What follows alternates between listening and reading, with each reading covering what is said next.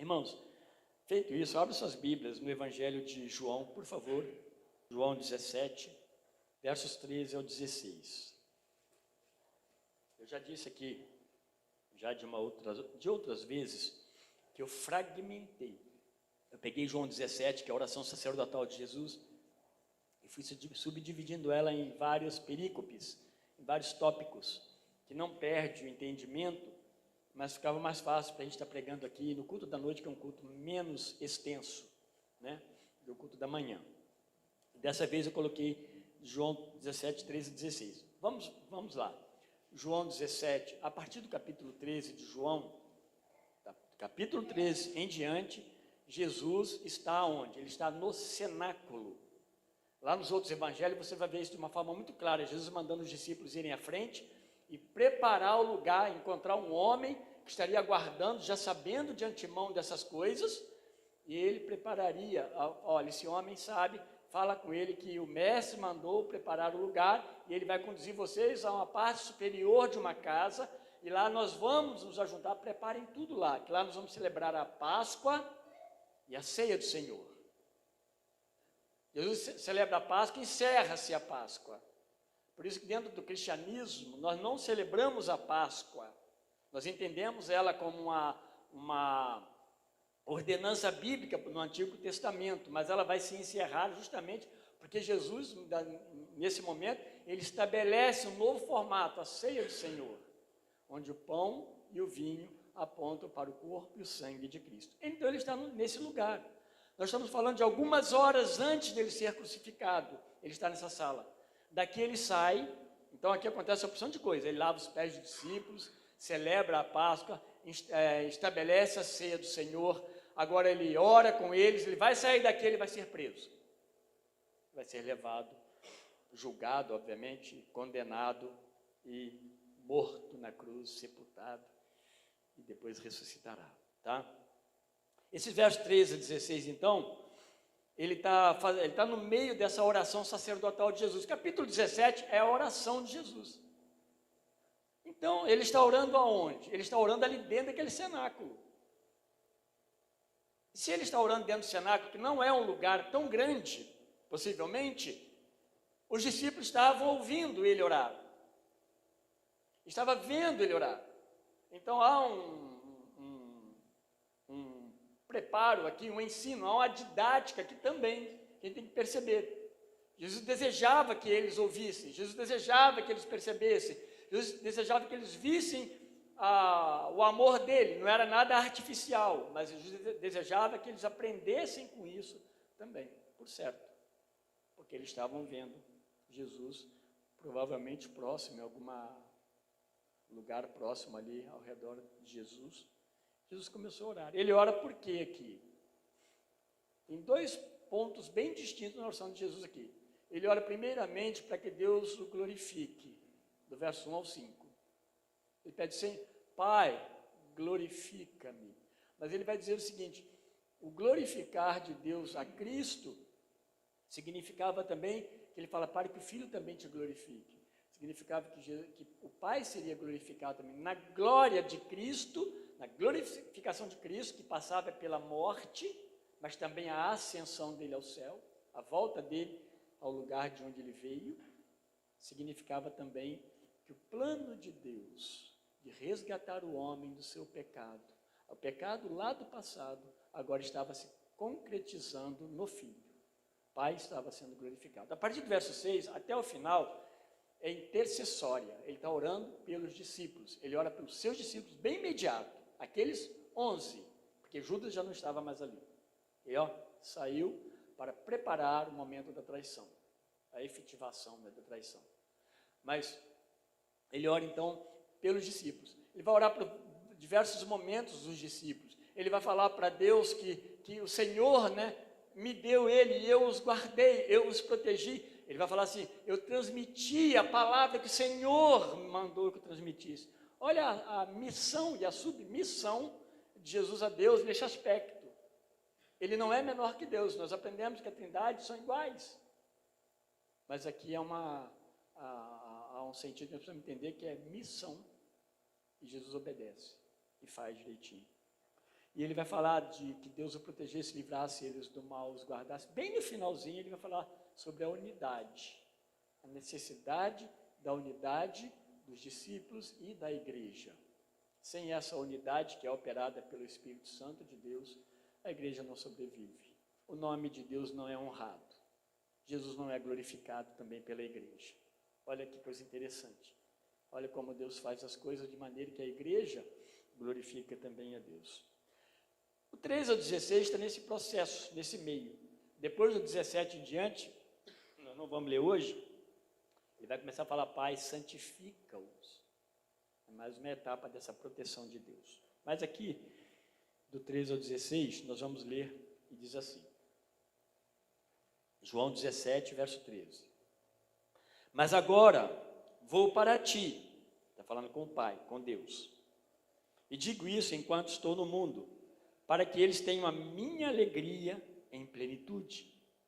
Eu lhes dei a tua palavra, o mundo os odiou, pois não são do mundo, assim como eu também não sou. Não rogo que os tires do mundo, mas que os guardes do maligno. Eles não são do mundo, assim como eu também não sou. Santifica-os na verdade, a tua palavra é a verdade. Aliás, eu fui até o 17, mas eu quero parar no 16, não é isso?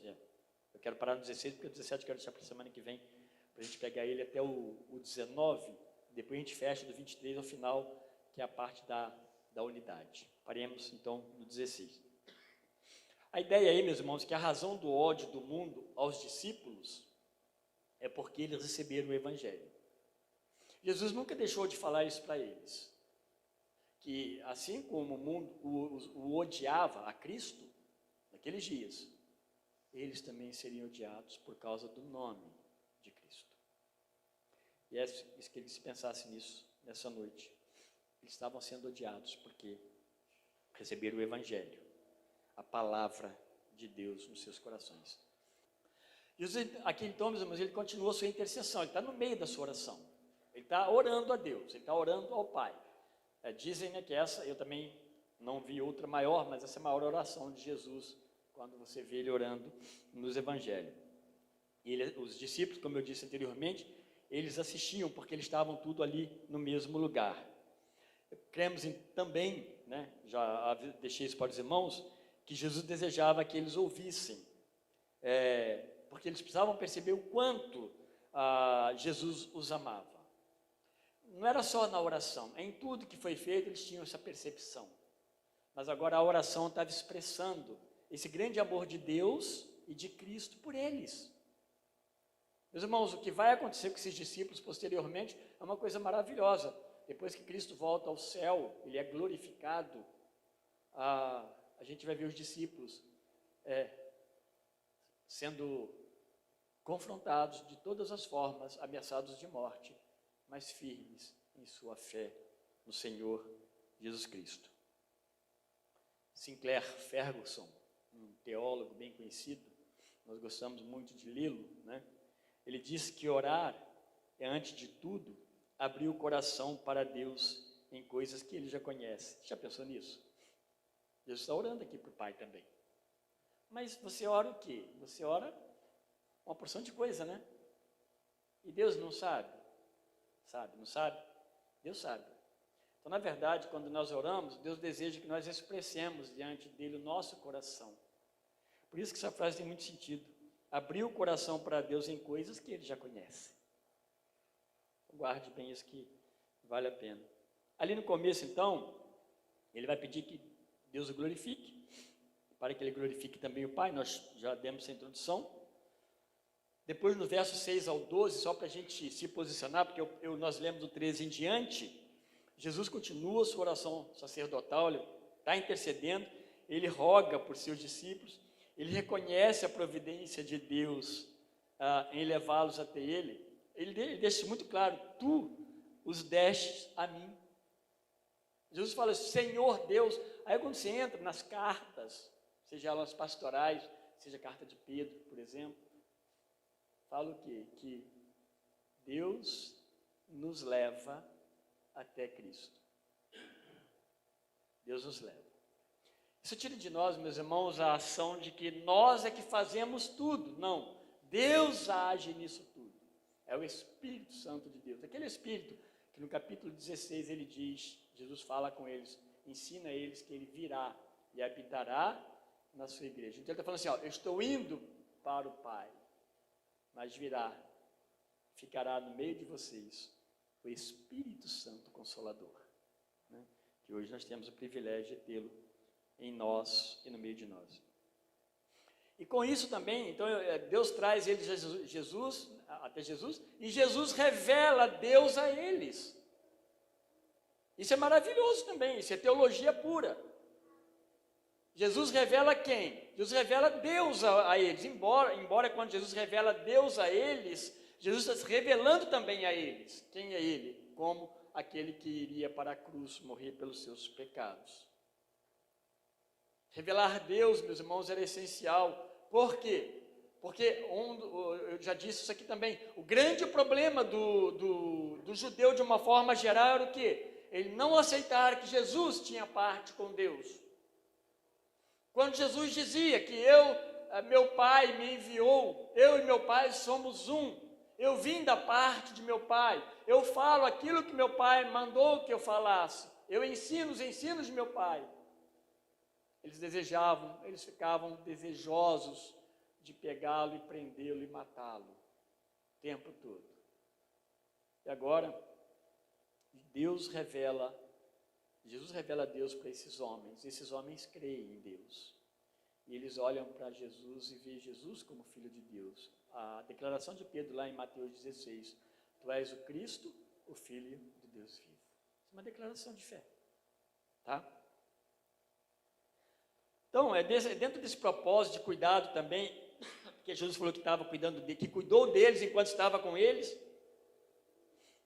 e agora pede o Pai que continue cuidando deles, porque ele vai voltar para o Pai. Jesus então agora continua falando com Deus a partir do verso 13. No verso 13, então, Jesus diz na sua oração que o motivo dele transmitir para os discípulos essas palavras, e nesse momento ali, naquele cenáculo, é para que os discípulos se enchessem plenamente da mesma alegria que se faz presente nele mesmo, Jesus Cristo. Minha oração para que eles tenham a mesma alegria que eu estou tendo. Olha, que alegria é essa que Jesus estava tendo, que ele sabia que daqui a algumas horas ele estaria sendo colocado diante de homens impiedosos, maldosos, tanto da parte de Roma, mas principalmente da parte dos próprios judeus, porque os próprios judeus queriam matar Jesus. Pilatos não desejava matá-lo, ele não queria nem interferir nisso. Herodes, muito menos. Mas foram também pressionados pelos líderes judeus. Ele está falando de que gostaria que eles compartilhassem dessa alegria. A gente pode imaginar então que ele está alegre por voltar para a glória celeste, porque ele está falando disso. Eu vou voltar para o Pai. Mas, meus irmãos, com certeza podemos afirmar que seu contentamento contempla a satisfação de, por meio da sua própria obediência a Deus, permanecer no amor do Pai e cumprir a missão dada também pelo Pai. Eu estava alegre por isso.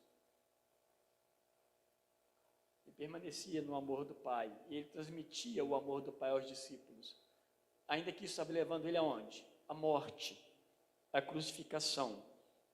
Mas acima de tudo ele estava cumprindo a missão dada pelo Pai, e missão dolorosa, missão difícil, missão de dor, missão de culpa, sem ter culpa, missão de cruz, que é vergonha. Era a morte considerada, se não a mais, uma das mais vergonhosas daqueles dias. Pessoas que eram crucificadas eram pessoas sem caráter, malfeitores, pessoas que a comunidade não gostava, eram um mal para a comunidade. Essas pessoas eram crucificadas.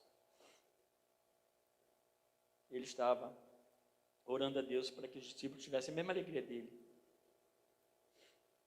E essa alegria envolveria cruz, morte, sepultamento. A alegria de Jesus, ela está permeada de sofrimento, mas acima de tudo cheio de amor ao cumprir a obra da salvação.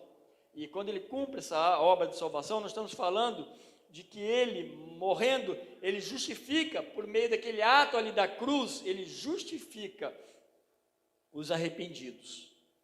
Então, se eu e você podemos hoje nos achegarmos a Cristo e com paz no nosso coração nos alegrarmos pela vida eterna, é porque Jesus deu a vida no nosso lugar, o Cordeiro de Deus, que tira o pecado do mundo.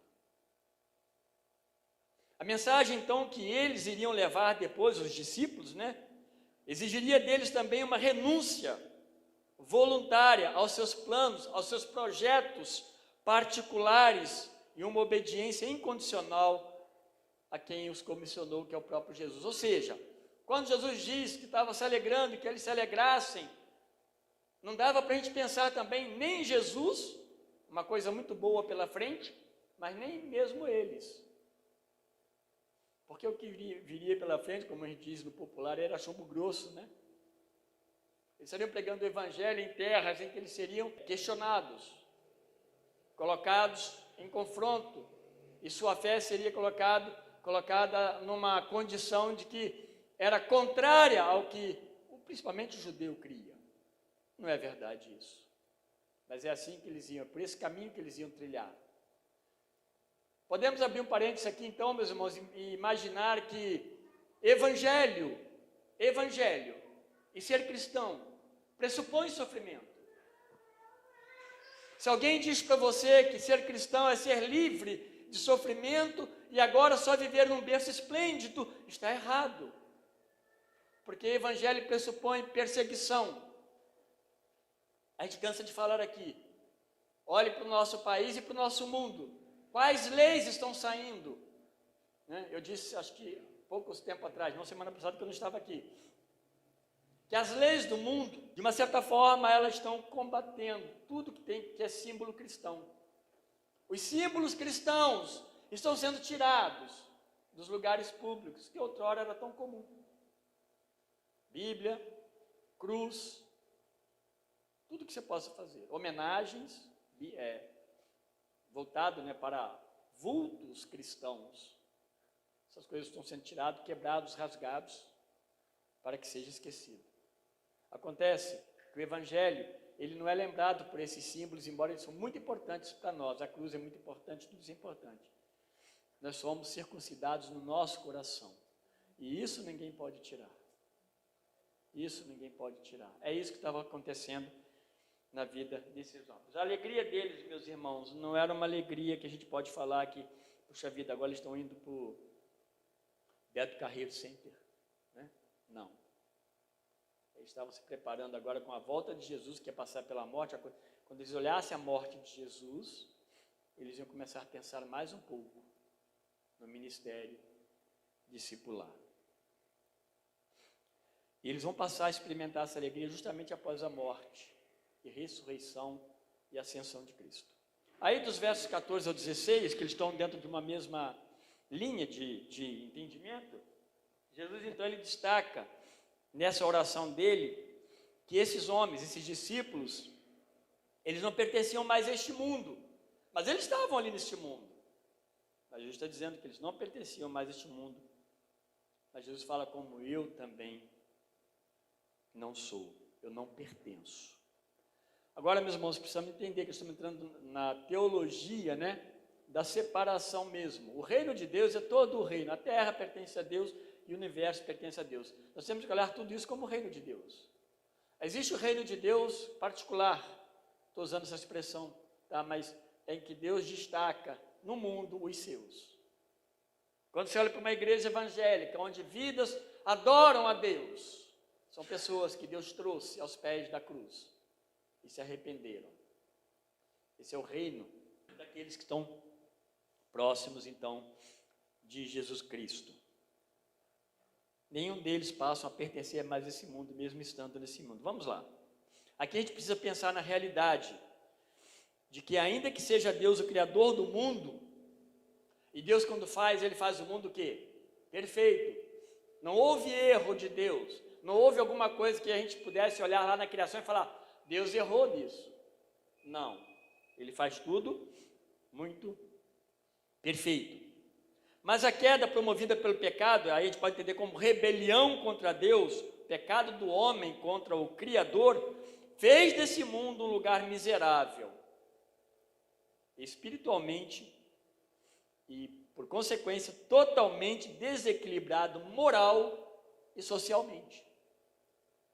O mundo que nós vemos hoje é esse mundo, onde você vê alguém, de repente, assinando uma sentença injusta, no mundo todo. Onde você vê que é um mundo extremamente rico, mas as pessoas têm 800 milhões de pessoas pobres, que não têm comida para comer. Isso é o mundo sob o efeito da queda. Então, quando o homem peca contra Deus, é uma coisa terrível. Deus não o criou dessa forma. Então, por fim, a redenção para viver em um novo céu e uma nova terra, então passa a ser, e é o plano de Deus pós-queda. Não é que ele passa a ser, Deus sabia disso, e isso ele já planejou antes mesmo da criação. A queda não foi um acidente de percurso no que Deus fez, foi uma desobediência do homem que Deus sabia. Deus não está como um perdido nisso aí. Mas ele entra com a providência da redenção após a queda. E é por esse motivo, então, que Jesus vem ao mundo, fazendo-se homem e sem pecado, para poder dar a sua vida em favor do pecador que, por graça divina, se arrepende dos seus pecados. É disso que nós estamos falando aqui, nesse texto. Dessa forma, então, nós conseguimos compreender o porquê os discípulos de Jesus não pertencerem mais a este mundo. No verso 14 aí. Não são mais desse mundo. Eles agora foram tirados desse mundo por Jesus, ainda que eles continuem no mundo. Mas não pertencem mais ao mundo. Você percebeu isso na sua vida já? Que você não pertence mais a esse mundo e às suas mazelas? Através da forma de viver sua. Você está dizendo o seguinte: eu sou um discípulo de Jesus. Meus irmãos, as correntezas do mundo não levam a bom lugar, não. Não levam a um remanso, não levam a um lugar tranquilo, não. Provavelmente vai levar uma corredeira e depois um penhasco.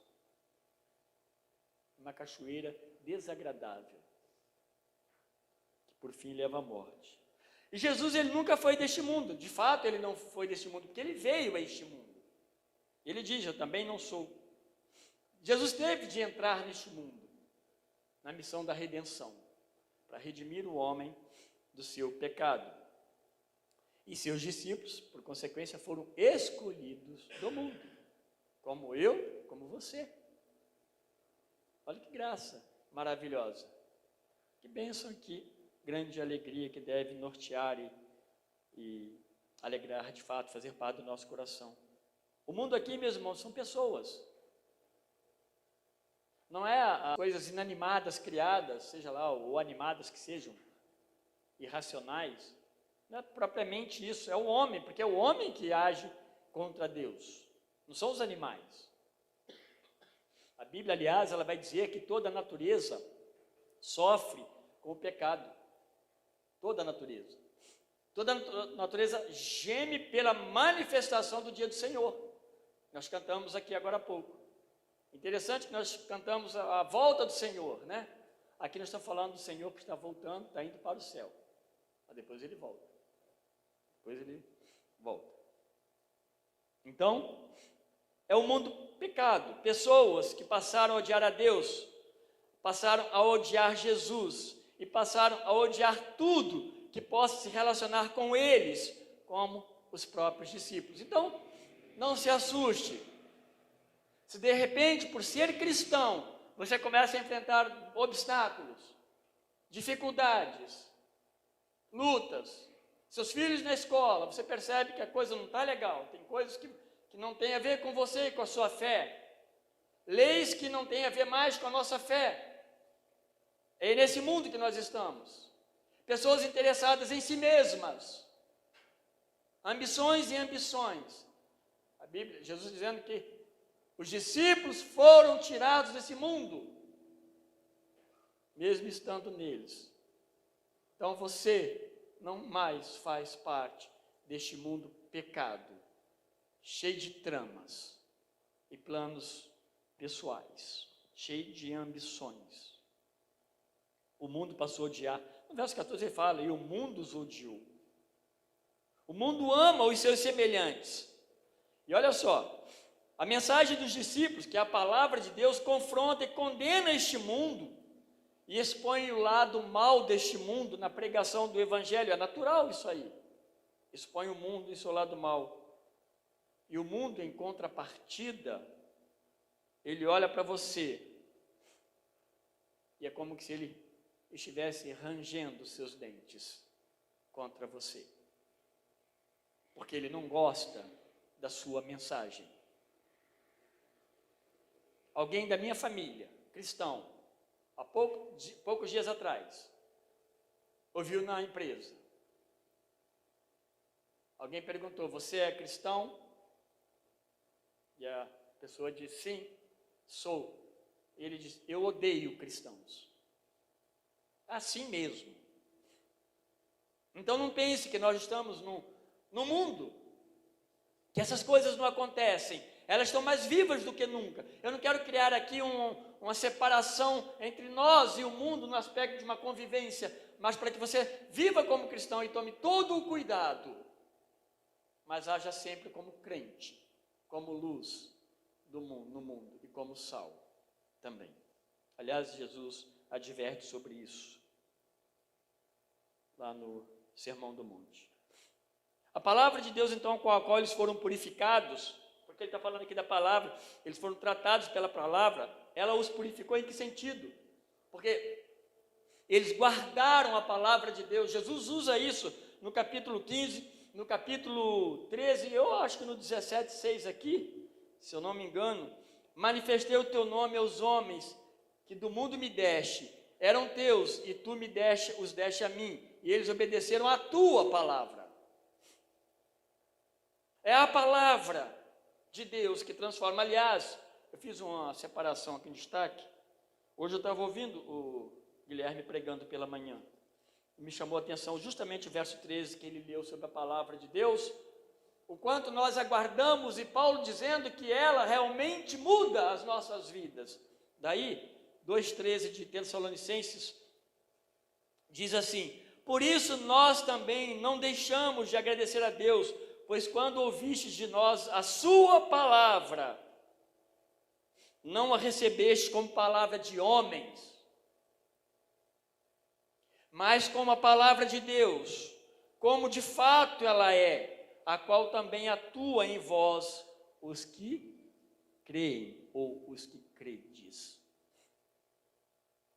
Nós temos então uma regra de vida, nós somos tirados do mundo, as nossas palavras agora é a palavra de Deus, é isso aqui, ó.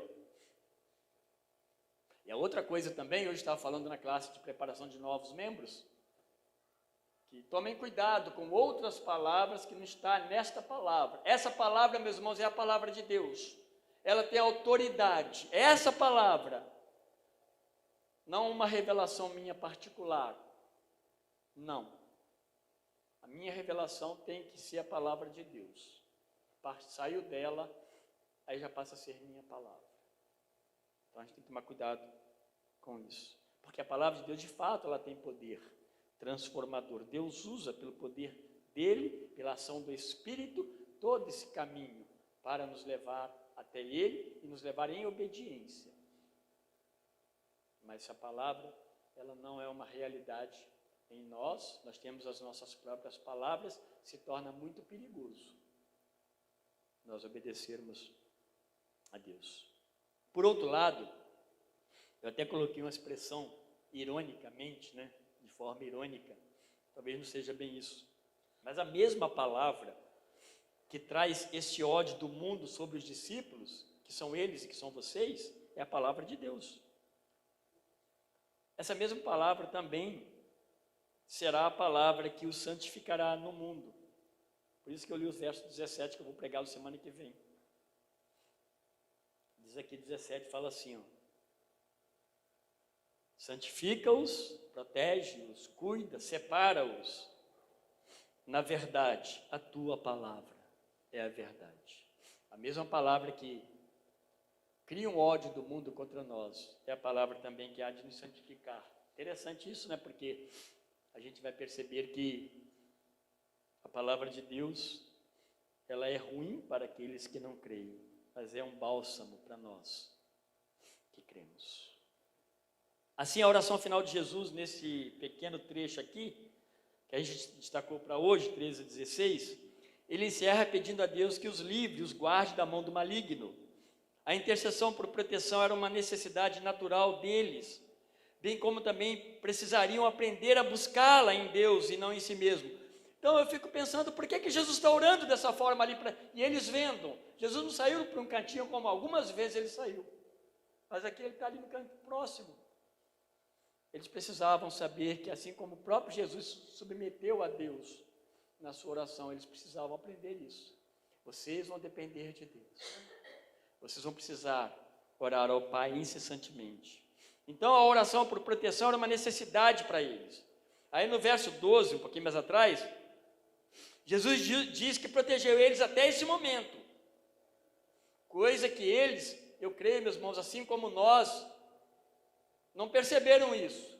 Será que eles perceberam que Jesus de fato se protegeu até aquele momento? Será que nessa caminhada eles olharam, olha, nós estamos protegidos porque Jesus nos protegeu? Eu acho que não. Eles estavam cheios de dúvidas.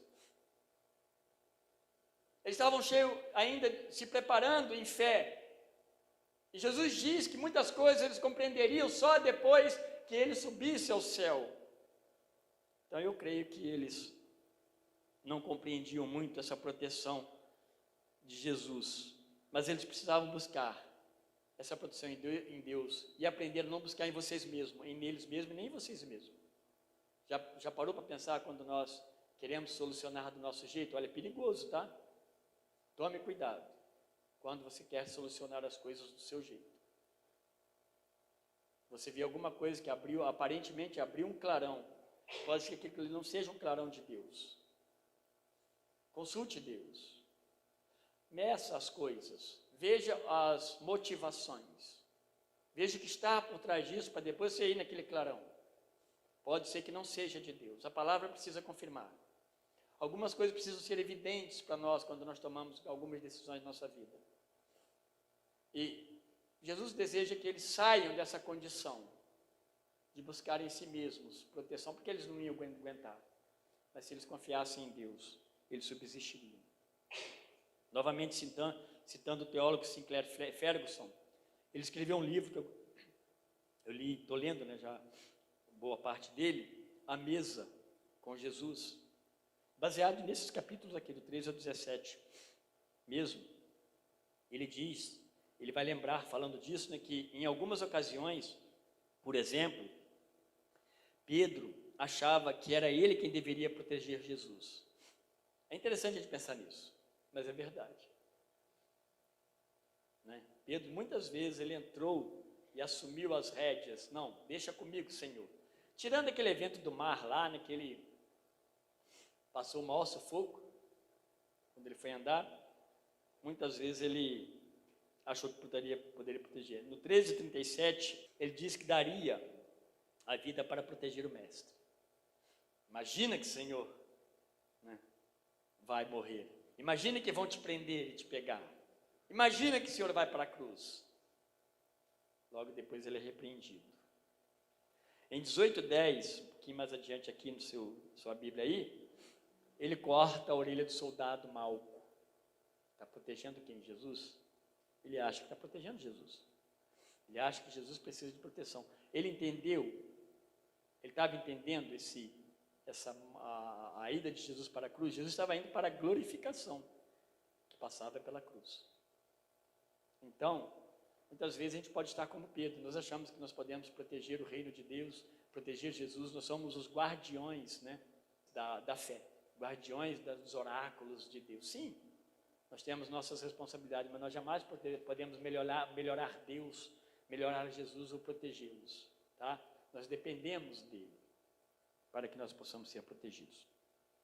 Então eram eles que precisavam ser guardados e protegidos nesse mundo caído, e necessitavam compreender que esse socorro vem de Deus e não deles mesmos. A Bíblia diz que após a queda, o diabo, o Satanás, tornou-se o príncipe deste mundo. Então, meus irmãos, trata-se do mesmo Satanás que tentou Adão e Eva e promoveu a queda. E os discípulos que por crerem em Jesus são promovidos ao reino eterno dele, por promessa que já vivem essa esperança do novo céu e da nova terra, mesmo ainda não estando no novo céu e na nova terra, que é o já, mas ainda não. O já, mas ainda não.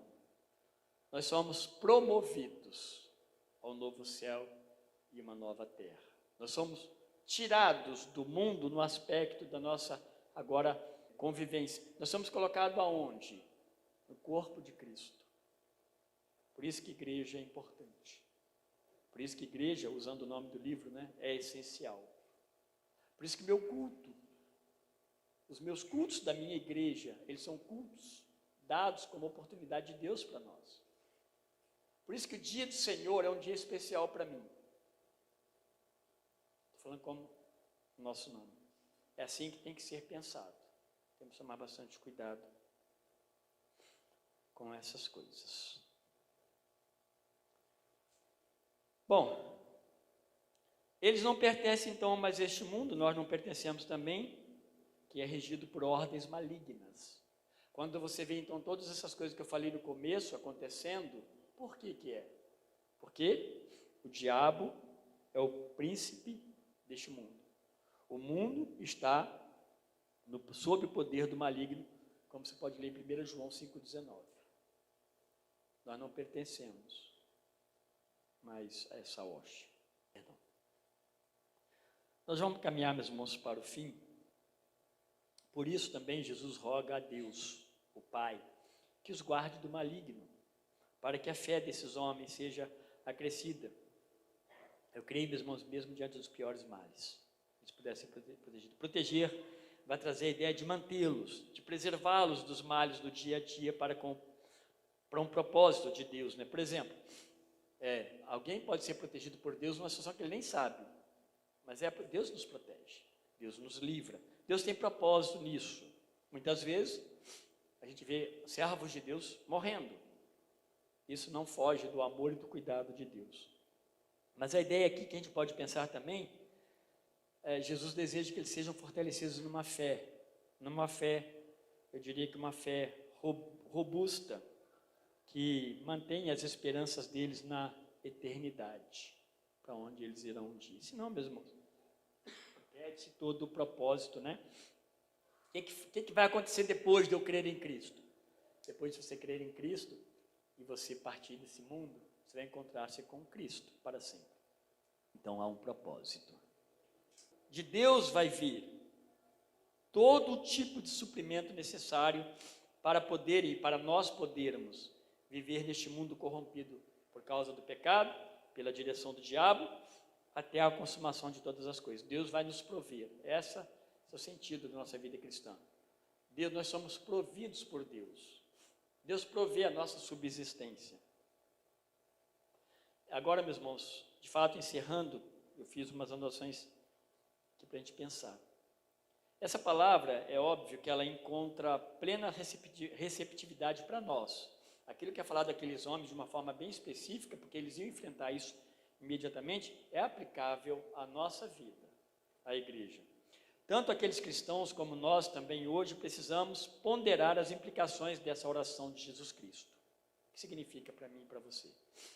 Não podemos nos misturar com o mundo. Então vamos pensando aqui.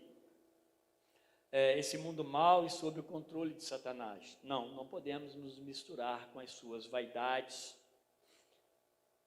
Mas também não vamos melhorar a nossa vida nos protegendo na falsa segurança de uma separação do mundo. Consegue me entender?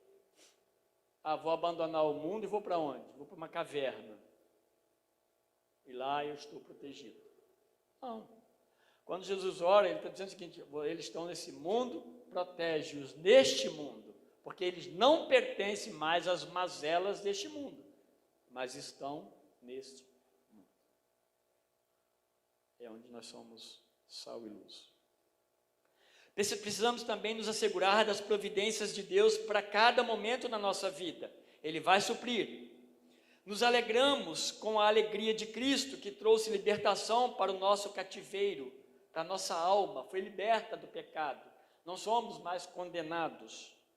Nos alegramos mesmo diante de um mundo que se opõe ao Evangelho e seus pregadores também. Quando nós cremos, encontramos a razão do nosso verdadeiro contentamento. Eu não sou contente porque eu tenho algumas coisas em meu poder, alguns bens. O meu contentamento é porque Cristo habita em mim, o poder do Espírito Santo. O meu contentamento se vale pelo fato de que Ele me resgatou da condenação do pecado. Ele morreu na cruz por mim. Esse é o meu contentamento. Qual é o seu contentamento? Essas coisas precisam ser pensadas à luz desse texto. Nós fomos purificados porque cremos na palavra do Evangelho. Acima de tudo, temos uma nova pátria que Jesus então nos preparou. Que o meu e o seu coração seja dia a dia acalentado pelo Espírito Santo de Deus e nós possamos encontrar plena alegria e razão de toda a nossa fé, tão somente em Cristo. Somos cristãos e nossa vida está agora totalmente em Cristo. Sua vida está em Cristo. É importante que você responda a isso. Sua vida está nas mãos de Deus. Você pode confiar plenamente em Deus, sabendo que talvez amanhã as coisas não estarão tão bem, você tem alguma coisa que tem te desafiado, sabendo que amanhã pode vir uma intempérie, amanhã pode vir algo que seja extremamente desagradável. Como é a sua fé em Cristo? Como é a sua fé, a sua confiança? Até que ponto que você o ama e que você o serve, que você confia que Ele está te protegendo e te guardando deste mundo tão perverso nas suas formas de agir. Que Deus nos ajude, meus irmãos, que Deus te ajude, meu querido irmão. Que Deus os abençoe. Que Deus nos dê uma semana de alegria e de muita paz. Amém. Senhor nosso Deus, humildemente, Pai, nós estamos encerrando esse tempo de culto e agradecemos ao Senhor, porque, ó Deus, sabemos que do Senhor vem toda a nossa providência. Estamos felizes porque não estamos sozinhos, não estamos sós. Há uma fé, ó Deus, que o Senhor colocou no nosso coração. Ajuda-nos, Pai. Sustenta-nos, ó Deus, até o dia do Senhor, que nós aguardamos, ó Deus, com grande esperança. E obrigado, ó Deus, porque Cristo nos deu vida eterna. Em nome de Jesus, amém. Boa noite, irmãos. Graça e paz. Amém. Graças a Deus por mais essa noite que estamos aqui na presença de Deus, como igreja, para cultuar a Ele. E louvado seja Deus também, porque seremos expostos à sua palavra. O Senhor tem nos dado graça de poder cantar a Ele também, suas verdades, sua palavra. Graças a Deus por isso. Irmãos, abra sua Bíblia comigo no Salmo de número 41.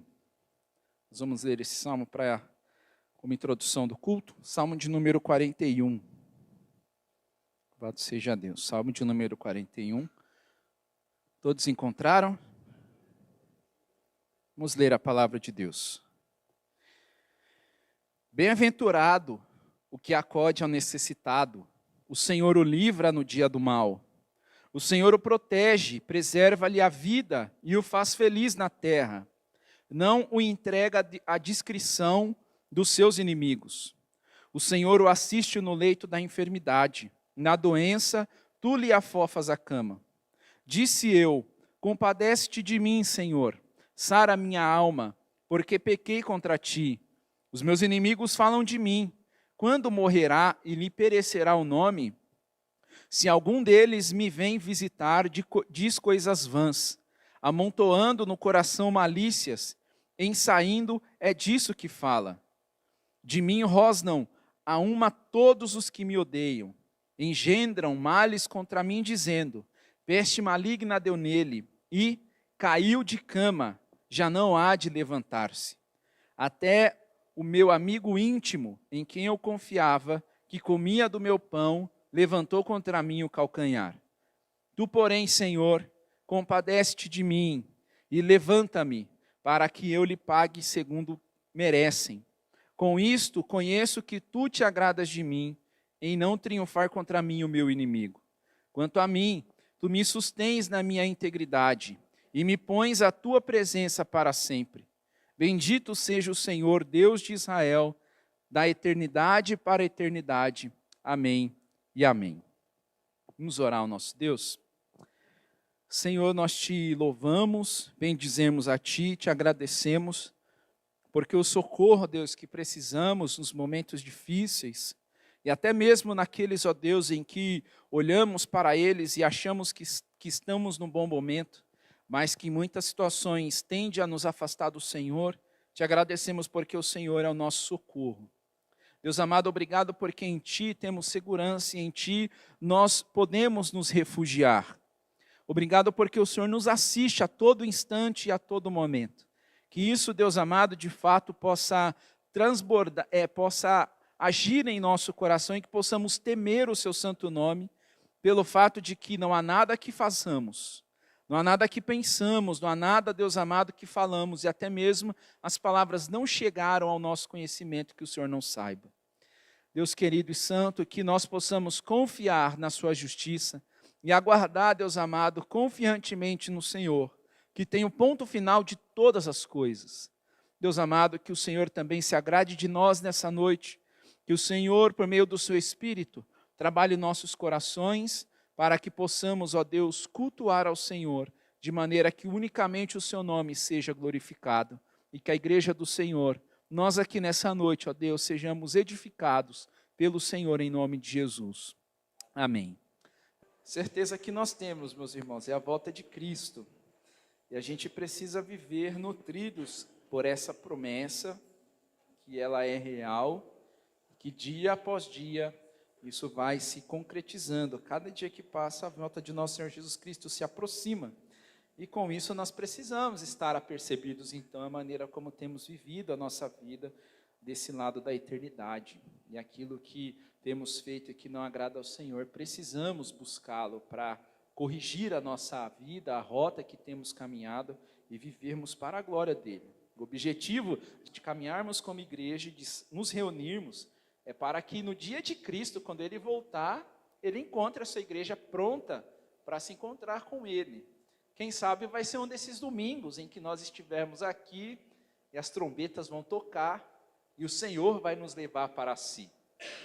Então, meus irmãos, nós precisamos vir aqui nutridos com essa esperança, vivendo nesses dias que não são dias fáceis, mas sabemos que o nosso destino final é garantido. Temos que dar graças a Deus por isso. Abra sua Bíblia comigo no Salmo de número 32.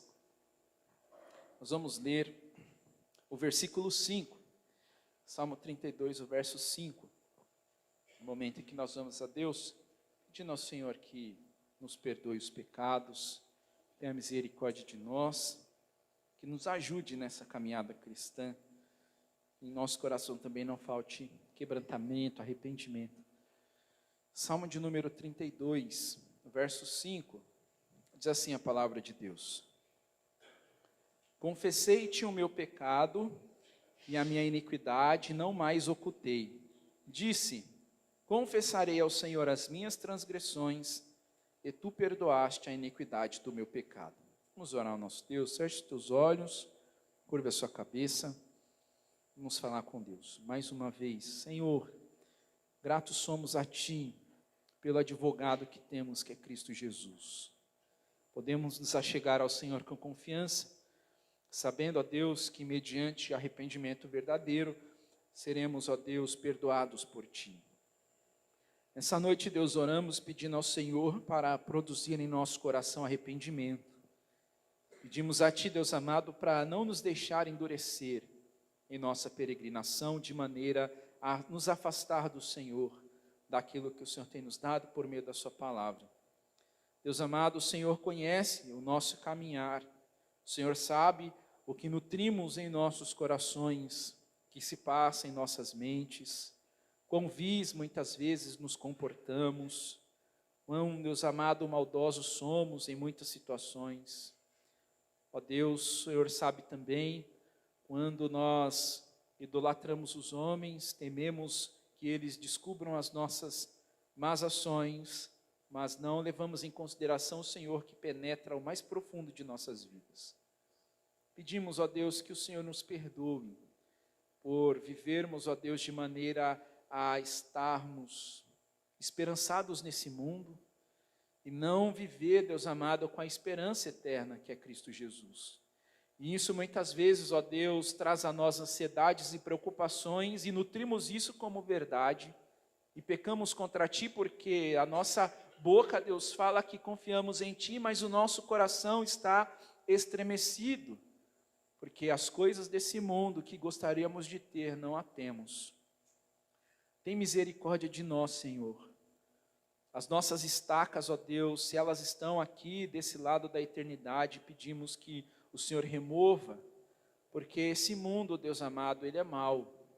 Sabemos, ó Deus, que o Senhor é o dono de todas as coisas, então que a nossa confiança esteja somente em Ti. Perdoe as nossas palavras, quando nós também matamos o nosso irmão dentro de nós, porque ele não fez o que gostaríamos que ele fizesse, porque ele não se portou como pensamos que ele deveria se portar. Deus amado, que o Senhor tenha misericórdia de nós e nos ajude, Deus querido, para que sejamos instrumentos da sua bondade e que a maldade que há em nosso coração ela seja lavada pela palavra do Senhor. Perdoa-nos, ó Deus. O Senhor conhece o nosso coração, o íntimo de nossas vidas, sabe as reais motivações que há em nós. E pedimos a Ti, Deus amado, para julgar todas elas. Ó Deus, e à medida em que, por meio do Seu Espírito, essas coisas forem sendo claras para nós, Deus, dá-nos coragem para que a gente se arrependa, para que a gente abandone esses maus caminhos. Porque muitos deles, ó Deus, em muitas situações podem saciar os desejos da carne, mas não glorifica o Senhor. Que a gente possa romper, ó Deus, com tudo aquilo que nos faz estar presos a esse mundo, seja ideologias, seja moda, seja, Deus amado, as aparências. Senhor, nós acabamos de cantar sobre a volta de Cristo. Então, Deus amado, que a nossa vida de fato reflita isso, e que o Senhor tenha misericórdia de nós, e nos ajude, Deus amado, a estarmos apercebidos das nossas vidas e ações, e que, Deus amado, possamos nos arrepender daquilo que é necessário, que é urgente. Te pedimos, ó Deus, em nome de Jesus. Amém.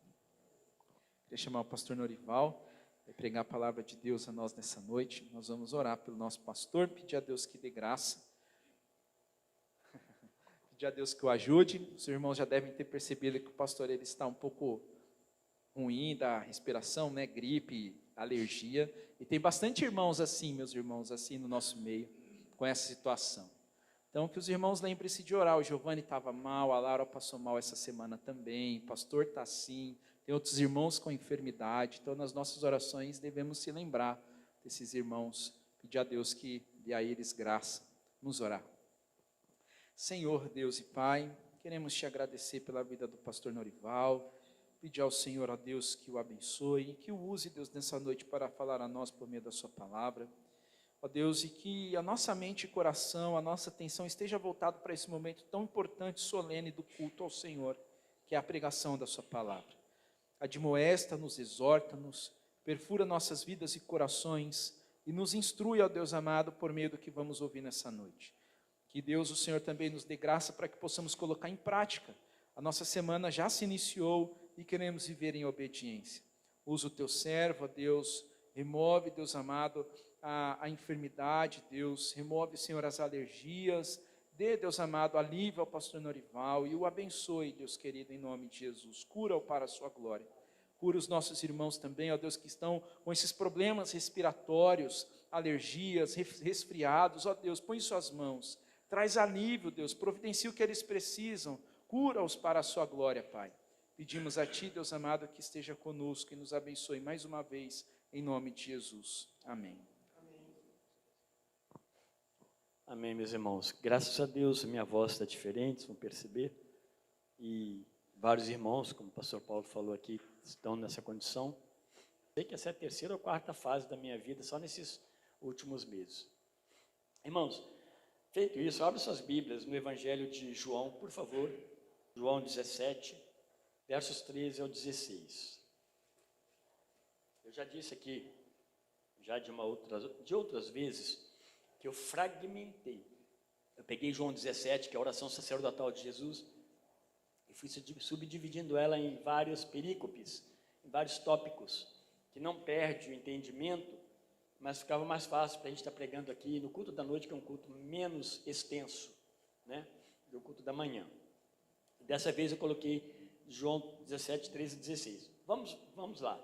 João 17, a partir do capítulo 13 de João, capítulo 13 em diante, Jesus está onde? Ele está no cenáculo. Lá nos outros evangelhos você vai ver isso de uma forma muito clara, Jesus mandando os discípulos irem à frente e preparar o lugar, encontrar um homem que estaria aguardando, já sabendo de antemão dessas coisas, e ele prepararia, olha, esse homem sabe, fala com ele que o mestre mandou preparar o lugar, e ele vai conduzir vocês a uma parte superior de uma casa, e lá nós vamos nos ajuntar, preparem tudo lá, que lá nós vamos celebrar a Páscoa e a ceia do Senhor. Jesus celebra a Páscoa e encerra-se a Páscoa. Por isso que dentro do cristianismo, nós não celebramos a Páscoa, nós entendemos ela como uma ordenança bíblica no Antigo Testamento, mas ela vai se encerrar justamente porque Jesus, nesse momento, ele estabelece um novo formato, a ceia do Senhor, onde o pão e o vinho apontam para o corpo e o sangue de Cristo. Então ele está nesse lugar. Nós estamos falando de algumas horas antes dele ser crucificado, ele está nessa sala. Daqui ele sai, então aqui acontece uma opção de coisa, ele lava os pés dos discípulos, celebra a Páscoa, estabelece a ceia do Senhor, agora ele ora com eles, ele vai sair daqui, ele vai ser preso.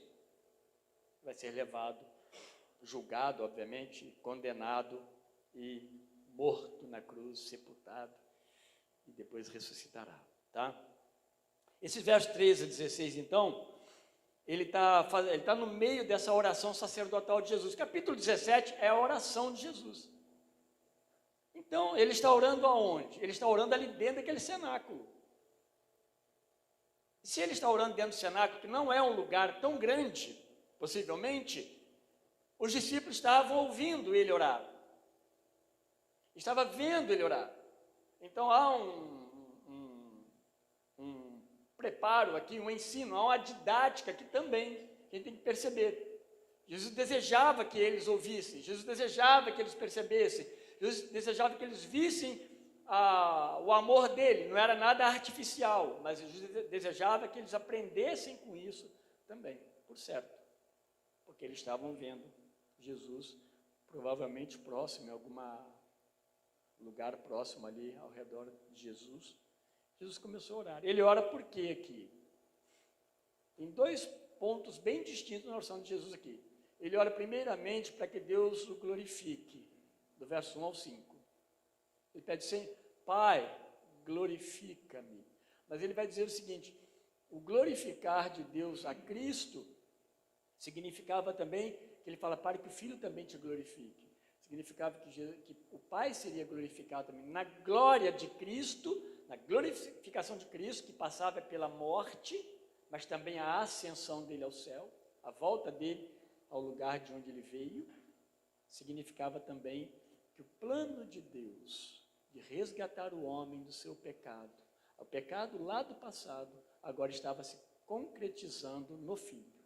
O Pai estava sendo glorificado. A partir do verso 6 até o final, é intercessória. Ele está orando pelos discípulos. Ele ora pelos seus discípulos bem imediato, aqueles 11, porque Judas já não estava mais ali. E saiu para preparar o momento da traição, a efetivação da traição. Mas ele ora então pelos discípulos. Ele vai orar por diversos momentos dos discípulos. Ele vai falar para Deus que o Senhor, me deu ele e eu os guardei, eu os protegi. Ele vai falar assim, eu transmiti a palavra que o Senhor me mandou que eu transmitisse. Olha a missão e a submissão de Jesus a Deus nesse aspecto. Ele não é menor que Deus, nós aprendemos que a Trindade são iguais. Mas aqui é a há um sentido que nós precisamos entender que é missão, e Jesus obedece e faz direitinho. E ele vai falar de que Deus o protegesse, livrasse eles do mal, os guardasse. Bem no finalzinho ele vai falar sobre a unidade, a necessidade da unidade dos discípulos e da igreja. Sem essa unidade que é operada pelo Espírito Santo de Deus, a igreja não sobrevive. O nome de Deus não é honrado. Jesus não é glorificado também pela igreja. Olha que coisa interessante. Olha como Deus faz as coisas de maneira que a igreja glorifica também a Deus. O 13 ao 16 está nesse processo, nesse meio. Depois do 17 em diante, nós não vamos ler hoje, ele vai começar a falar: Pai, santifica-os. É mais uma etapa dessa proteção de Deus. Mas aqui, do 13 ao 16, nós vamos ler e diz assim. João 17, verso 13. Mas agora vou para ti, está falando com o Pai, com Deus, e digo isso enquanto estou no mundo, para que eles tenham a minha alegria em plenitude. Eu lhes dei a tua palavra, o mundo os odiou, pois não são do mundo, assim como eu também não sou. Não rogo que os tires do mundo, mas que os guardes do maligno. Eles não são do mundo, assim como eu também não sou. Santifica-os na verdade, a tua palavra é a verdade. Aliás, eu fui até o 17, mas eu quero parar no 16, não é isso? Eu quero parar no 16, porque o 17 eu quero deixar para a semana que vem, para a gente pegar ele até o 19, depois a gente fecha do 23 ao final, que é a parte da unidade. Paremos então no 16. A ideia aí, meus irmãos, que a razão do ódio do mundo aos discípulos é porque eles receberam o Evangelho. Jesus nunca deixou de falar isso para eles, que assim como o mundo o odiava a Cristo, naqueles dias, eles também seriam odiados por causa do nome de Cristo. E é isso que eles pensassem nisso nessa noite. Eles estavam sendo odiados porque receberam o Evangelho, a palavra de Deus nos seus corações. Jesus, aqui então, meus irmãos, ele continua a sua intercessão, ele está no meio da sua oração. Ele está orando a Deus, ele está orando ao Pai. Dizem, né, que essa, eu também não vi outra maior, mas essa é a maior oração de Jesus, quando você vê ele orando nos Evangelhos. Os discípulos, como eu disse anteriormente, eles assistiam, porque eles estavam tudo ali no mesmo lugar. Cremos também, né, já deixei isso para os irmãos, que Jesus desejava que eles ouvissem, porque eles precisavam perceber o quanto Jesus os amava. Não era só na oração, em tudo que foi feito eles tinham essa percepção. Mas agora a oração estava expressando esse grande amor de Deus e de Cristo por eles. Meus irmãos, o que vai acontecer com esses discípulos posteriormente é uma coisa maravilhosa. Depois que Cristo volta ao céu, ele é glorificado, a gente vai ver os discípulos sendo confrontados de todas as formas, ameaçados de morte, mas firmes em sua fé no Senhor Jesus Cristo. Sinclair Ferguson, um teólogo bem conhecido, nós gostamos muito de lê-lo, né? Ele disse que orar é, antes de tudo, abrir o coração para Deus em coisas que ele já conhece. Já pensou nisso? Jesus está orando aqui para o Pai também. Mas você ora o quê? Você ora uma porção de coisa, né? E Deus não sabe? Sabe, não sabe? Deus sabe. Então, na verdade, quando nós oramos, Deus deseja que nós expressemos diante dele o nosso coração. Por isso que essa frase tem muito sentido. Abrir o coração para Deus em coisas que ele já conhece. Guarde bem isso, que vale a pena. Ali no começo, então, ele vai pedir que Deus o glorifique, para que ele glorifique também o Pai. Nós já demos essa introdução. Depois, no verso 6 ao 12, só para a gente se posicionar, porque nós lemos do 13 em diante, Jesus continua a sua oração sacerdotal, ele está intercedendo, ele roga por seus discípulos, ele reconhece a providência de Deus em levá-los até ele. Ele deixa muito claro: tu os destes a mim. Jesus fala: Senhor Deus. Aí quando você entra nas cartas, seja elas pastorais, seja a carta de Pedro, por exemplo, fala o quê? Que Deus nos leva até Cristo. Deus nos leva. Isso tira de nós, meus irmãos, a ação de que nós é que fazemos tudo. Não, Deus age nisso tudo. É o Espírito Santo de Deus. Aquele Espírito que no capítulo 16 ele diz, Jesus fala com eles, ensina eles que ele virá e habitará na sua igreja. Então ele está falando assim, eu estou indo para o Pai, mas virá, ficará no meio de vocês o Espírito Santo Consolador, né? Que hoje nós temos o privilégio de tê-lo em nós e no meio de nós. E com isso também, então Deus traz eles até Jesus, e Jesus revela Deus a eles. Isso é maravilhoso também, isso é teologia pura. Jesus revela quem? Jesus revela Deus a eles, embora quando Jesus revela Deus a eles, Jesus está se revelando também a eles. Quem é ele? Como aquele que iria para a cruz morrer pelos seus pecados. Revelar Deus, meus irmãos, era essencial. Por quê? Porque, eu já disse isso aqui também, o grande problema do judeu, de uma forma geral, era o quê? Ele não aceitar que Jesus tinha parte com Deus.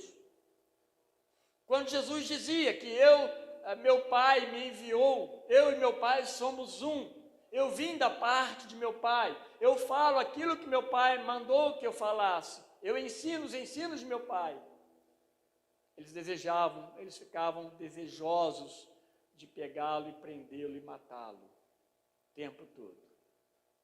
E agora, Jesus revela Deus para esses homens creem em Deus. E eles olham para Jesus e veem Jesus como Filho de Deus. A declaração de Pedro lá em Mateus 16, tu és o Cristo, o Filho de Deus vivo. Isso é uma declaração de fé, tá?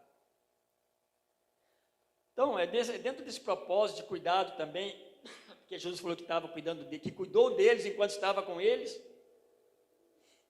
e agora pede o Pai que continue cuidando deles, porque ele vai voltar para o Pai. Jesus então agora continua falando com Deus a partir do verso 13. No verso 13, então, Jesus diz na sua oração que o motivo dele transmitir para os discípulos essas palavras, e nesse momento ali, naquele cenáculo, é para que os discípulos se enchessem plenamente da mesma alegria que se faz presente nele mesmo, Jesus Cristo. Minha oração para que eles tenham a mesma alegria que eu estou tendo. Olha, que alegria é essa que Jesus estava tendo, que ele sabia que daqui a algumas horas ele estaria sendo colocado diante de homens impiedosos, maldosos, tanto da parte de Roma, mas principalmente da parte dos próprios judeus, porque os próprios judeus queriam matar Jesus. Pilatos não desejava matá-lo, ele não queria nem interferir nisso, Herodes muito menos. Mas foram também pressionados pelos líderes judeus. Ele está falando de que gostaria que eles compartilhassem dessa alegria. A gente pode imaginar então que ele está alegre por voltar para a glória celeste, porque ele está falando disso. Eu vou voltar para o Pai. Mas, meus irmãos, com certeza podemos afirmar que seu contentamento contempla a satisfação de, por meio da sua própria obediência a Deus, permanecer no amor do Pai e cumprir a missão dada também pelo Pai. Eu estava alegre por isso. Ele permanecia no amor do Pai, e ele transmitia o amor do Pai aos discípulos, ainda que isso estava levando ele aonde? A morte, a crucificação. Mas, acima de tudo, ele estava cumprindo a missão dada pelo Pai. E missão dolorosa, missão difícil, missão de dor, missão de culpa, sem ter culpa, missão de cruz, que é vergonha. Era a morte considerada, se não a mais, uma das mais vergonhosas daqueles dias. Pessoas que eram crucificadas eram pessoas sem caráter, malfeitores, pessoas que a comunidade não gostava, eram um mal para a comunidade. Essas pessoas eram crucificadas. Ele estava orando a Deus para que os discípulos tivessem a mesma alegria dele. E essa alegria envolveria cruz, morte, sepultamento. A alegria de Jesus, ela está permeada de sofrimento, mas acima de tudo cheio de amor ao cumprir a obra da salvação. E quando ele cumpre essa obra de salvação, nós estamos falando de que ele, morrendo, ele justifica, por meio daquele ato ali da cruz, ele justifica os arrependidos. Então, se eu e você podemos hoje nos achegarmos a Cristo e com paz no nosso coração nos alegrarmos pela vida eterna, é porque Jesus deu a vida no nosso lugar, o Cordeiro de Deus, que tira o pecado do mundo. A mensagem, então, que eles iriam levar depois, os discípulos, exigiria deles também uma renúncia voluntária aos seus planos, aos seus projetos particulares e uma obediência incondicional a quem os comissionou, que é o próprio Jesus. Ou seja, quando Jesus disse que estava se alegrando e que eles se alegrassem, não dava para a gente pensar também nem em Jesus, uma coisa muito boa pela frente, mas nem mesmo eles. Porque o que viria pela frente, como a gente diz no popular, era chumbo grosso, Eles estariam pregando o evangelho em terras em que eles seriam questionados, colocados em confronto, e sua fé seria colocada numa condição de que era contrária ao que principalmente o judeu cria. Não é verdade isso, mas é assim que eles iam, por esse caminho que eles iam trilhar. Podemos abrir um parênteses aqui então, meus irmãos, e imaginar que evangelho e ser cristão pressupõe sofrimento. Se alguém diz para você que ser cristão é ser livre de sofrimento e agora só viver num berço esplêndido, está errado. Porque evangelho pressupõe perseguição. A gente cansa de falar aqui. Olhe para o nosso país e para o nosso mundo. Quais leis estão saindo? Eu disse, acho que poucos tempo atrás, não semana passada que eu não estava aqui, que as leis do mundo, de uma certa forma, elas estão combatendo tudo que é símbolo cristão.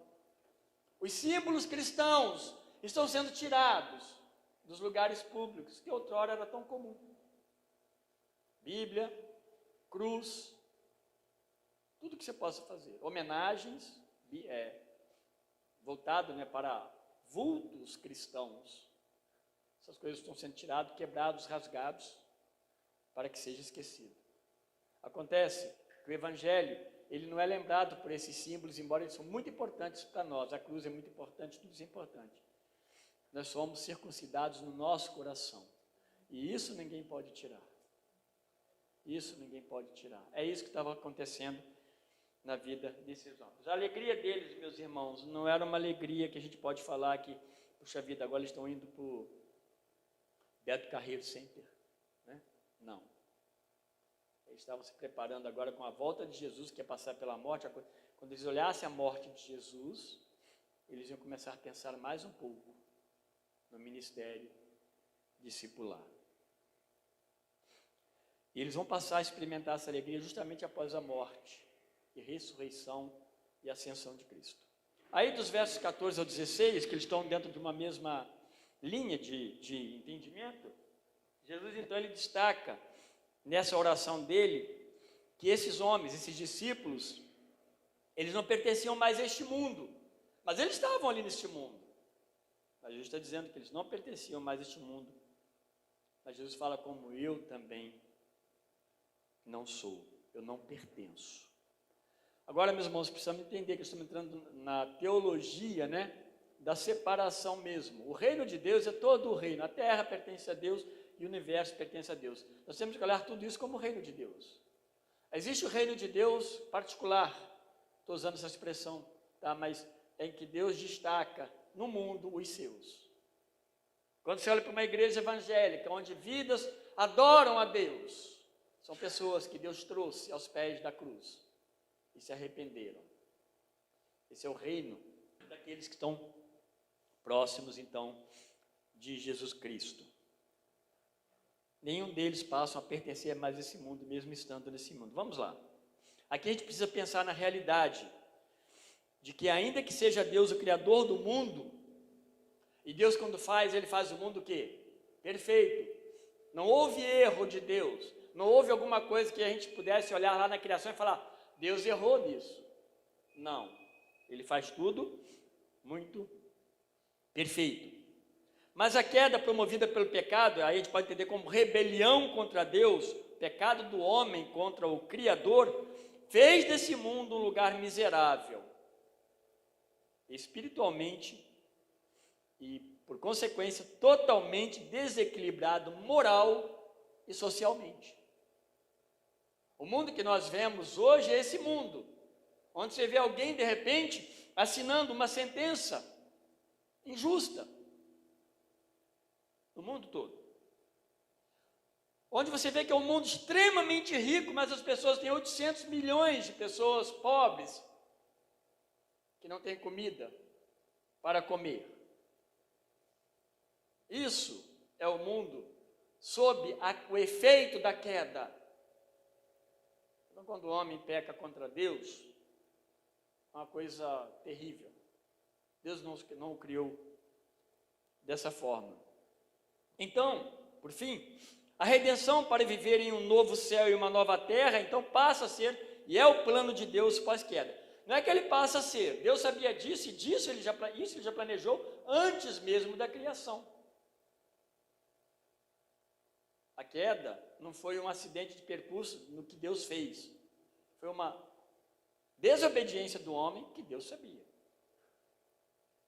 Deus não está como um perdido nisso aí. Mas ele entra com a providência da redenção após a queda. E é por esse motivo, então, que Jesus vem ao mundo, fazendo-se homem e sem pecado, para poder dar a sua vida em favor do pecador que, por graça divina, se arrepende dos seus pecados.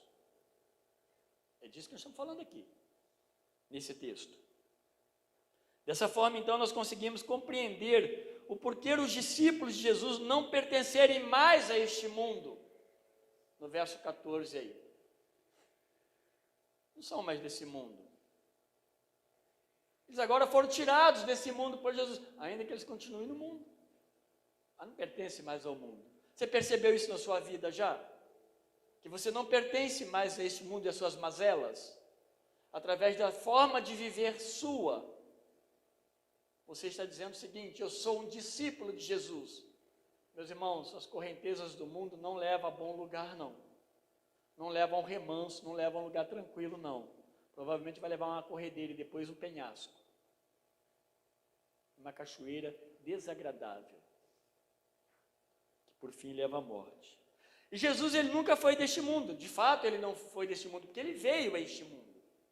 Ele diz: eu também não sou. Jesus teve de entrar neste mundo, na missão da redenção, para redimir o homem do seu pecado. E seus discípulos, por consequência, foram escolhidos do mundo, como eu, como você. Olha que graça maravilhosa, que bênção, que grande alegria que deve nortear e alegrar de fato, fazer parte do nosso coração. O mundo aqui, meus irmãos, são pessoas. Não é coisas inanimadas criadas, seja lá, ou animadas que sejam, irracionais. Não é propriamente isso, é o homem, porque é o homem que age contra Deus, não são os animais. A Bíblia, aliás, ela vai dizer que toda a natureza sofre com o pecado. Toda a natureza. Toda a natureza geme pela manifestação do dia do Senhor. Nós cantamos aqui agora há pouco. Interessante que nós cantamos a volta do Senhor, né? Aqui nós estamos falando do Senhor que está voltando, está indo para o céu. Mas depois ele volta. Depois ele volta. Então, é o mundo pecado. Pessoas que passaram a odiar a Deus, passaram a odiar Jesus e passaram a odiar tudo que possa se relacionar com eles, como os próprios discípulos. Então, não se assuste. Se de repente, por ser cristão, você começa a enfrentar obstáculos, dificuldades, lutas, seus filhos na escola, você percebe que a coisa não está legal, tem coisas que não tem a ver com você e com a sua fé, leis que não têm a ver mais com a nossa fé. É nesse mundo que nós estamos. Pessoas interessadas em si mesmas, ambições e ambições. A Bíblia, Jesus dizendo que os discípulos foram tirados desse mundo, mesmo estando neles. Então você não mais faz parte deste mundo pecado, cheio de tramas e planos pessoais, cheio de ambições. O mundo passou a odiar. No verso 14 ele fala, e o mundo os odiou. O mundo ama os seus semelhantes. E olha só, a mensagem dos discípulos, que é a palavra de Deus, confronta e condena este mundo e expõe o lado mal deste mundo na pregação do evangelho. É natural isso aí. Expõe o mundo em seu lado mal. E o mundo, em contrapartida, ele olha para você e é como se ele estivesse rangendo seus dentes contra você, porque ele não gosta da sua mensagem. Alguém da minha família, cristão, há poucos dias atrás, ouviu na empresa. Alguém perguntou, você é cristão? E a pessoa disse, sim, sou. Ele disse, eu odeio cristãos. Assim mesmo. Então não pense que nós estamos no mundo, que essas coisas não acontecem. Elas estão mais vivas do que nunca. Eu não quero criar aqui uma separação entre nós e o mundo no aspecto de uma convivência, mas para que você viva como cristão e tome todo o cuidado, mas haja sempre como crente, como luz do mundo, no mundo e como sal também. Aliás, Jesus adverte sobre isso lá no Sermão do Monte. A palavra de Deus, então, com a qual eles foram purificados, porque ele está falando aqui da palavra, eles foram tratados pela palavra, ela os purificou em que sentido?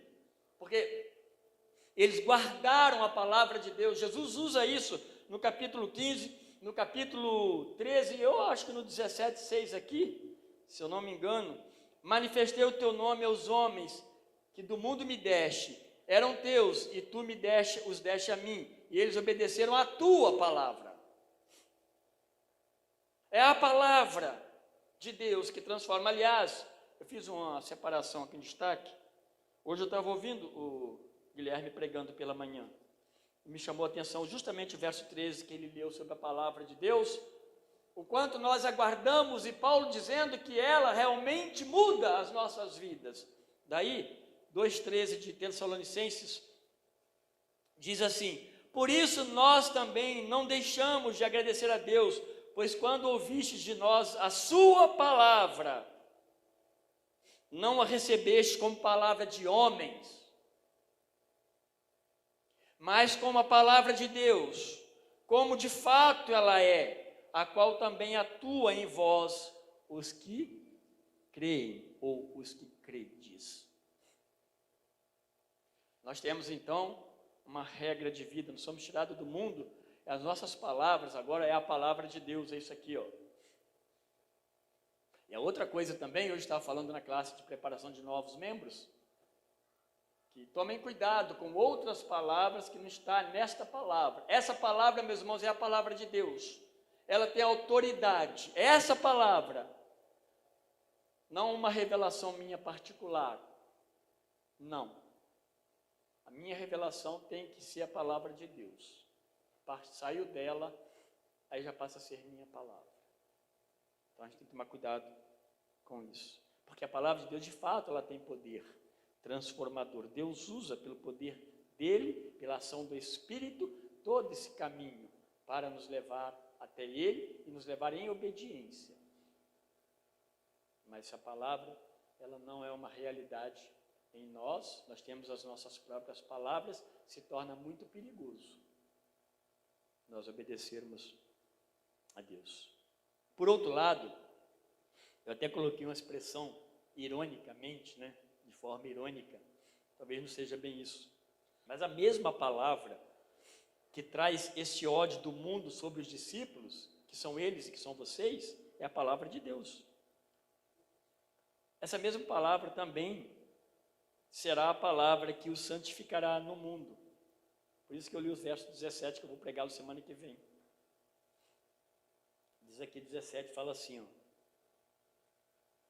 santifica-os, protege-os, cuida, separa-os, na verdade, a tua palavra é a verdade. A mesma palavra que cria um ódio do mundo contra nós, é a palavra também que há de nos santificar. Interessante isso, né? Porque a gente vai perceber que a palavra de Deus, ela é ruim para aqueles que não creem, mas é um bálsamo para nós que cremos. Assim, a oração final de Jesus, nesse pequeno trecho aqui, que a gente destacou para hoje, 13 a 16, ele encerra pedindo a Deus que os livre, os guarde da mão do maligno. A intercessão por proteção era uma necessidade natural deles, bem como também precisariam aprender a buscá-la em Deus e não em si mesmo. Então eu fico pensando, por que Jesus está orando dessa forma ali, e eles vendo? Jesus não saiu para um cantinho como algumas vezes ele saiu, mas aqui ele está ali no canto próximo. Eles precisavam saber que assim como o próprio Jesus submeteu a Deus na sua oração, eles precisavam aprender isso. Vocês vão depender de Deus. Vocês vão precisar orar ao Pai incessantemente. Então a oração por proteção era uma necessidade para eles. Aí no verso 12, um pouquinho mais atrás, Jesus diz que protegeu eles até esse momento. Coisa que eles, eu creio, meus irmãos, assim como nós, não perceberam isso. Será que eles perceberam que Jesus de fato se protegeu até aquele momento? Será que nessa caminhada eles olharam, olha, nós estamos protegidos porque Jesus nos protegeu? Eu acho que não. Eles estavam cheios de dúvidas. Eles estavam cheios ainda, se preparando em fé. E Jesus diz que muitas coisas eles compreenderiam só depois que ele subisse ao céu. Então eu creio que eles não compreendiam muito essa proteção de Jesus, mas eles precisavam buscar essa proteção em Deus e aprender a não buscar em vocês mesmos, em neles mesmos, nem em vocês mesmos. Já parou para pensar quando nós queremos solucionar do nosso jeito? Olha, é perigoso, tá? Tome cuidado quando você quer solucionar as coisas do seu jeito. Você vê alguma coisa que aparentemente abriu um clarão, pode ser que aquilo não seja um clarão de Deus. Consulte Deus. Meça as coisas. Veja as motivações. Veja o que está por trás disso para depois você ir naquele clarão. Pode ser que não seja de Deus. A palavra precisa confirmar. Algumas coisas precisam ser evidentes para nós quando nós tomamos algumas decisões na nossa vida. E Jesus deseja que eles saiam dessa condição de buscar em si mesmos proteção, porque eles não iam aguentar. Mas se eles confiassem em Deus, eles subsistiriam. Novamente citando o teólogo Sinclair Ferguson, ele escreveu um livro que eu li, estou lendo, né, já boa parte dele, A Mesa com Jesus, baseado nesses capítulos aqui, do 13 ao 17 mesmo. Ele vai lembrar, falando disso, né, que em algumas ocasiões, por exemplo, Pedro achava que era ele quem deveria proteger Jesus. É interessante a gente pensar nisso, mas é verdade. Né? Pedro, muitas vezes, ele entrou e assumiu as rédeas. Não, deixa comigo, Senhor. Tirando aquele evento do mar lá, né, que ele passou o maior sufoco, quando ele foi andar, muitas vezes ele achou que poderia proteger. No 13:37, ele diz que daria a vida para proteger o mestre. Imagina que, Senhor, né, vai morrer. Imagina que vão te prender e te pegar. Imagina que o Senhor vai para a cruz. Logo depois ele é repreendido. Em 18:10, um pouquinho mais adiante aqui no sua Bíblia aí, ele corta a orelha do soldado Malco. Está protegendo quem? Jesus? Ele acha que está protegendo Jesus. Ele acha que Jesus precisa de proteção. Ele entendeu, ele estava entendendo a ida de Jesus para a cruz. Jesus estava indo para a glorificação, que passava pela cruz. Então, muitas vezes a gente pode estar como Pedro. Nós achamos que nós podemos proteger o reino de Deus, proteger Jesus. Nós somos os guardiões, né, da fé, guardiões dos oráculos de Deus. Sim, nós temos nossas responsabilidades, mas nós jamais podemos melhorar Deus, melhorar Jesus ou protegê-los. Tá? Nós dependemos dele para que nós possamos ser protegidos. Então eram eles que precisavam ser guardados e protegidos nesse mundo caído, e necessitavam compreender que esse socorro vem de Deus e não deles mesmos. A Bíblia diz que após a queda, o diabo, o Satanás, tornou-se o príncipe deste mundo. Então, meus irmãos, trata-se do mesmo Satanás que tentou Adão e Eva e promoveu a queda. E os discípulos que por crerem em Jesus são promovidos ao reino eterno dele, por promessa que já vivem essa esperança do novo céu e da nova terra, mesmo ainda não estando no novo céu e na nova terra, que é o já, mas ainda não. O já, mas ainda não. Nós somos promovidos ao novo céu e uma nova terra.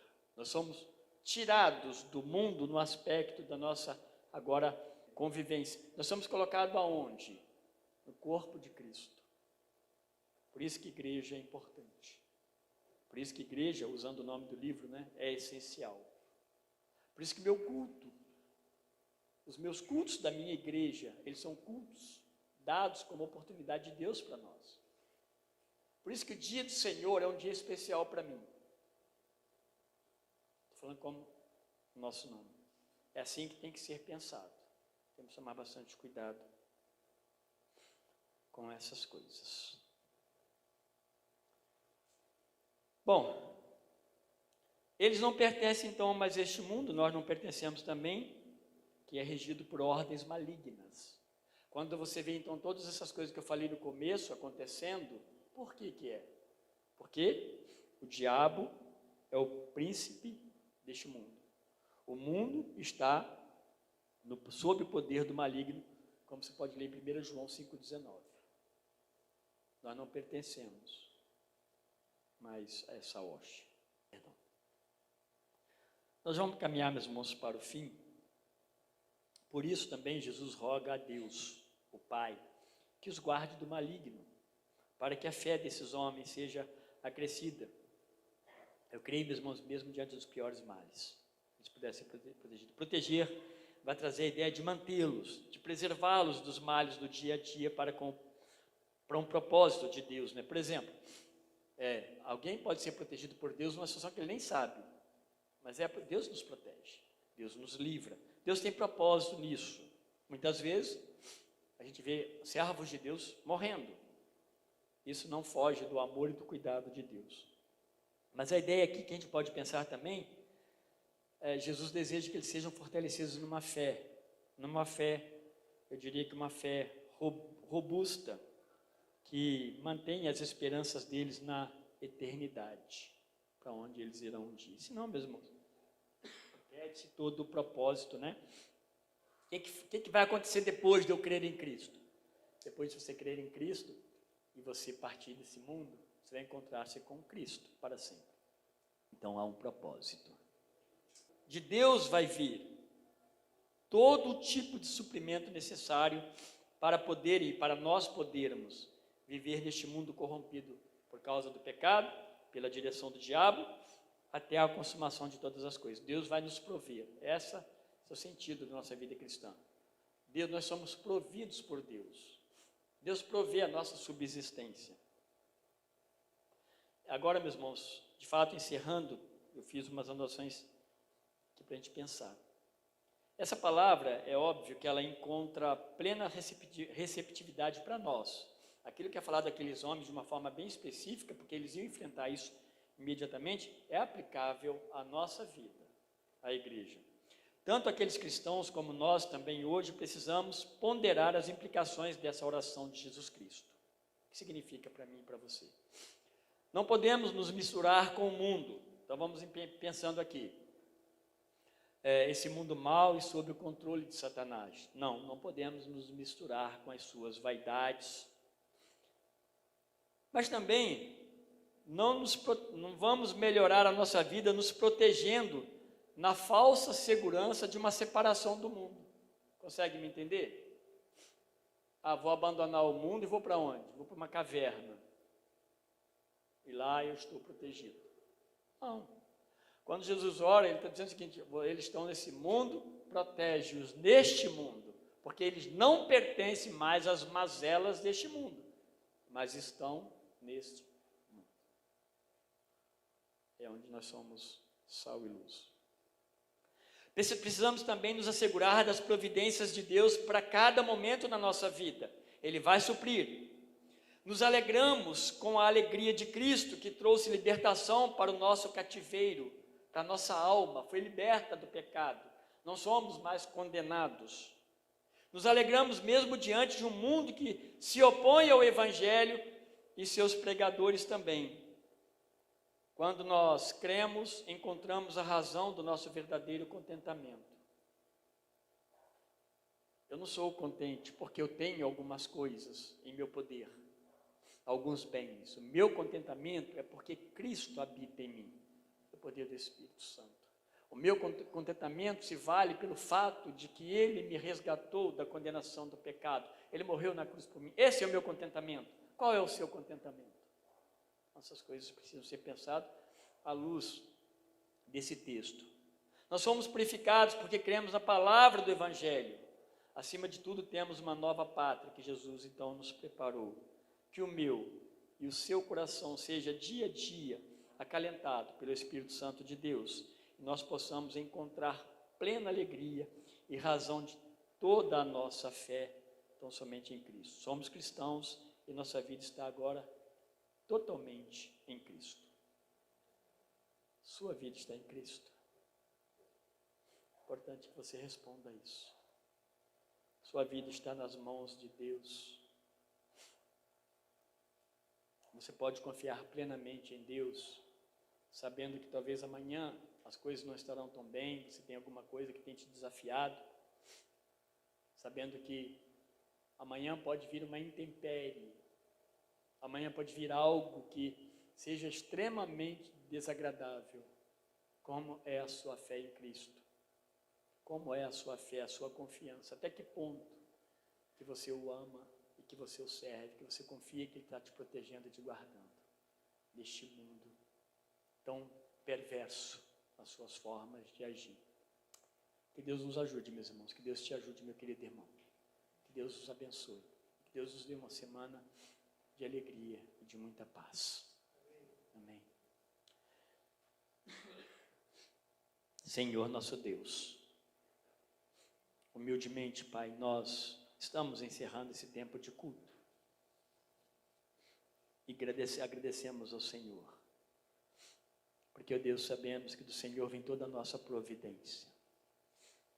Estamos felizes porque não estamos sozinhos, não estamos sós. Há uma fé, ó Deus, que o Senhor colocou no nosso coração. Ajuda-nos, Pai. Sustenta-nos, ó Deus, até o dia do Senhor, que nós aguardamos, ó Deus, com grande esperança. E obrigado, ó Deus, porque Cristo nos deu vida eterna. Em nome de Jesus, amém.